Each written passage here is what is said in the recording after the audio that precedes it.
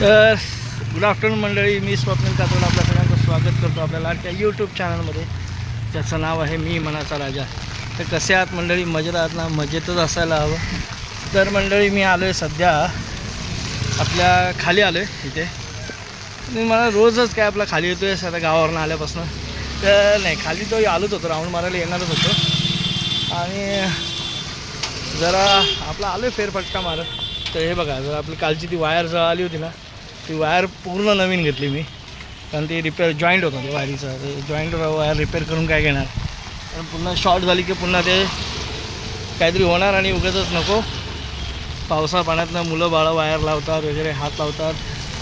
त्यापेक्षा आपली नवीनच वायर त्याचं काम करून घेतलं. आणि आता जरा फिरतोय म्हणजे कसं माहिती आहे काय, म्हणजे जरा बघतो आपला तुम्ही बघत असाल प्रिंटर बरेच महिने बंद पडला होता. तर तो रिपेअर केला पाहिजे, कारण आता भलं त्यावेळेला जरा फायनान्शियल कंडिशन आणि फायनान्शियल सिच्युएशन, त्यानंतर 2 महिन्याची सुट्टी होती, त्यामुळे खर्च नाही केला काय मी. तर आता तर खर्च केला पाहिजे, कारण घरात असलेली वस्तू बंद पडून राहता कामा नये, तिचा उपयोग झाला पाहिजे. तर आणि उपयोग आहेच तिचा.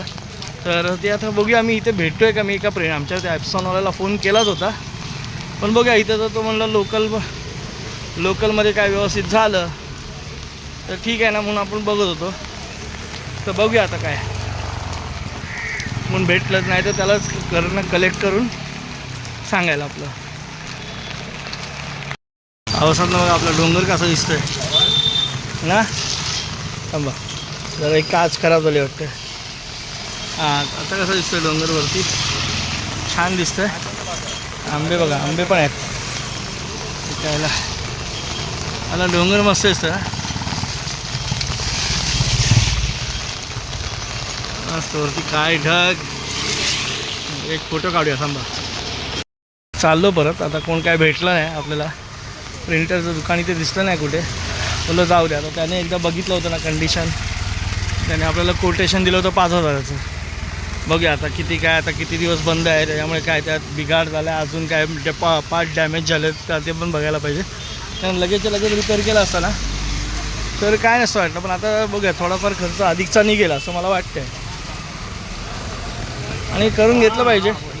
इलेक्ट्रॉनिक वस्तू आहे ती, नेहमी अपडेट होत राहते. आणि थोडंसं चला जाऊया.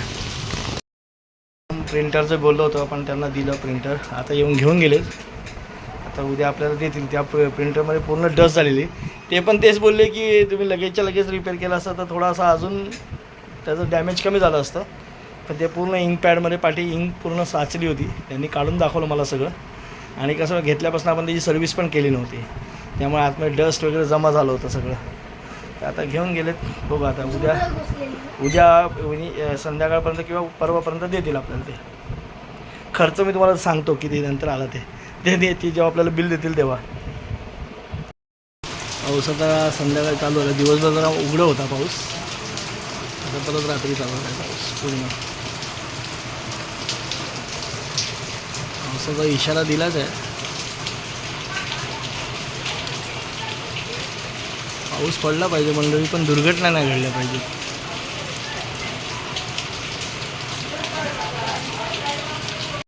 मंडळी, मी म्हणत होतो पाऊस पडला पाहिजे, पावसाने तहान भागवली पाहिजे. शेतकऱ्यांच्यासाठी पाऊस खूप महत्त्वाचा आहे. खूप अति महत्त्वाचं आहे. काय तर धरणांनी तळ गाठलेलं आहे अक्षरशः. आणि शेती नाही झाली, पियाला पाणी नाही भेटलं तर आपलं अस्तित्वसुद्धा धोक्यात आहे. पण मंडळी, पाऊस पडतो त्यावेळेला काही घटना घडत असतात. गटारं तुंबत असतात किंवा घाण साचत असते.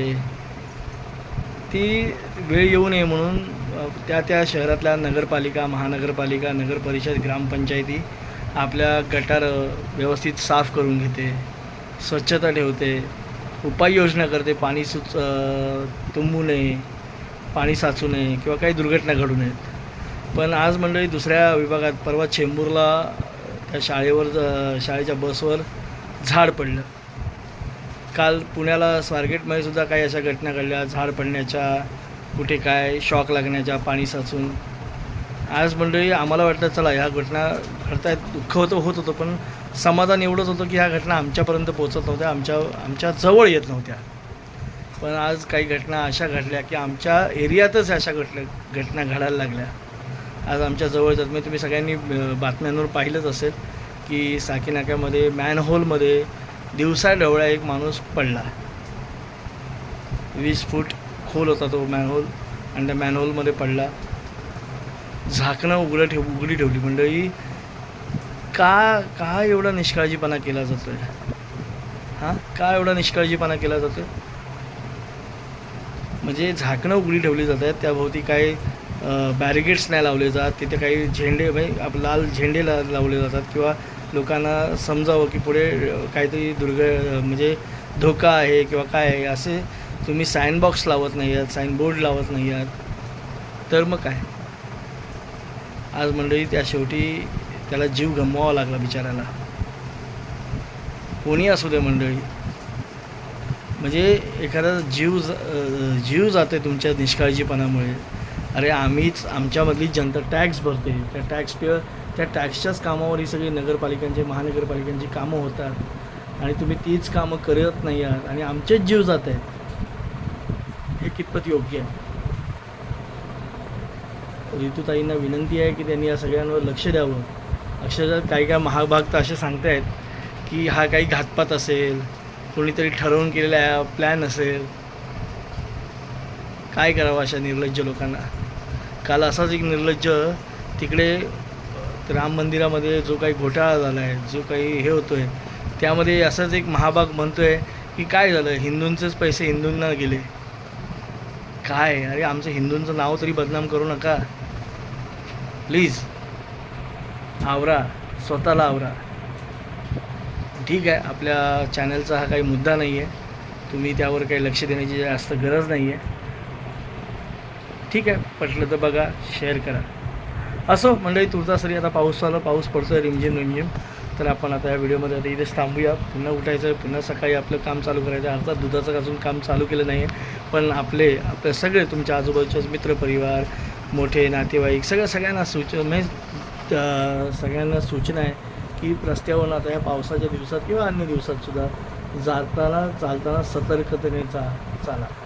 किमान पाणी साचलं आहे त्याच्या आजूबाजूला बघा, कुठे तार कट झाले का काय कट झाले. अर्थात आपण घाईत असतो, कामावर जाणारी मंडळी घाईत असतात, पण आपल्याला जीव जगवायचा आहे तर तो म्हणतात ना, आपणच आपल्या जीवनाचे शिल्पकार व्हा आणि हे धोके ओळखा, काळजीपूर्वक वागा आणि काळजीपूर्वक चाला, जेणेकरून आपलं जीवन असं तरी संपू नये कुठल्या तरी मॅनहोलमध्ये, म्हणजे नाल्यामध्ये, गटाऱ्यामध्ये शॉक लागून असं काही मरण आपल्यावर येऊ नये, एवढीच आशा बाळगी. आणि तुर्तासरी या व्हिडिओमध्ये मी आता इथेच थांबतो. पुन्हा भेटू उद्या सकाळी. तुम्हाला tata, bye bye, good night, शुभरात्री. झोपा, एन्जॉय पाऊस.